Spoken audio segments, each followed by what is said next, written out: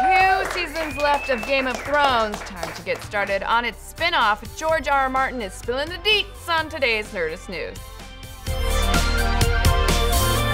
It's hard to believe, but pretty soon the Song of Ice and Fire will be hitting its final notes. HBO's Game of Thrones only has 2 more abbreviated seasons to go before it ends, closing the book forever on our favorite Sunday night obsession. Thankfully, the network threw out a lifeline to everyone dealing with premature Westeros withdrawal symptoms when they announced they were currently in development of 4 potential series that all take place in the Game of Thrones universe. So don't go sacrificing yourself to the Lord of Light just yet, because we may still have years of dragons, torture, and incest to look forward to. Yay! But what exactly will these new shows look like? Well, nothing yet. As we said, they're all currently only in development with no guarantee that any of them will actually be ordered to series. In fact, in a recent statement, HBO said, "We'll take as much or as little time as the writers need, and as with all our development, we will evaluate what we have when the scripts are in." Of course, with Thrones accounting for such a huge chunk of HBO's subscriber base, it seems almost impossible that none of them will make it to the finish line and wind up on air. So what do we know so far?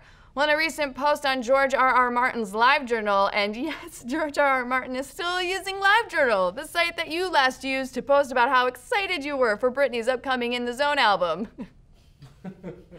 Oh man. The author stated that all of the series in the works are prequels, taking place prior to the events of Game of Thrones, and that he prefers to think of them as successor series, which is just a fancy way of saying spin-off without causing you to immediately think about Joey. Excuse me? He also snuffed out a few fan theories about what parts of Westeros' history the show may look into, so hopefully you weren't getting too excited about the live-action adventures of Dunk and Egg, because that's definitely not happening, and neither is a show about Robert's Rebellion.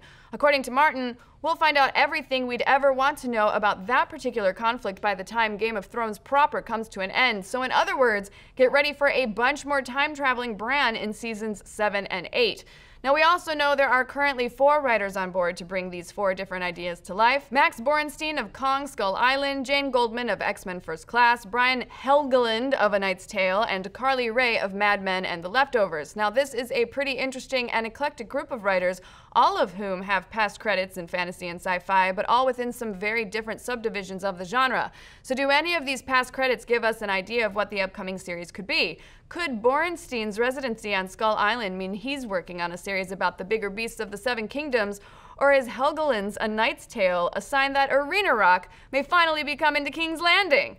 Well, obviously, we hope so, because let's face it, the only thing that could possibly make Daenerys more fabulous is if she had a Killer Queen soundtrack backing her all the time. Of course, it may be kind of early to speculate about any of these writers and their possible visions for the future of Game of Thrones, but if we had to choose one as a frontrunner, our money would have to be on Carly Ray. Now, she's the only writer of the group with long-term television experience, and she's worked on 2 of the most critically acclaimed series of the last decade. And while we could never downplay the importance of big-budget spectacle on Game of Thrones, something the other 3 writers all have experience with, we can't deny that it's the compelling character dynamics and intricate plotting that keeps us coming back week after week. So what could Ray's script be about? Well, seeing as how Ray is just coming off The Leftovers, HBO's series about a world reeling from a huge cataclysmic event that forces everyone to reevaluate their faith, we could see her Thrones series going down a very similar track.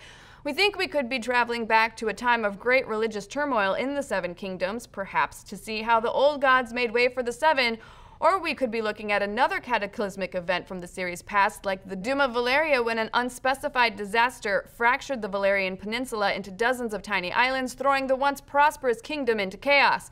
Ray's time on Mad Men would be perfect for that. Fractured kingdom, fractured ad agency, pretty much the same thing, right? Sure. Pretty much. But like we said, this is just our best guess based on the info that we have. And hey, we don't even have all of the info yet, because in that same aforementioned LiveJournal post, Martin mentions that after meeting with HBO, they actually started work on a 5th idea for a new show. And while the writer of this new show hasn't been named yet, we do know that it is a he, and supposedly he knows more about the world of the show than anyone, leading us to believe he may be one of the old show's stalwart writers like Brian Cogman, who has been at Benioff and Weiss's side from pretty much day one. So yep, we currently have 5 writers vying for the control of the 7 Kingdoms. Seems pretty appropriate.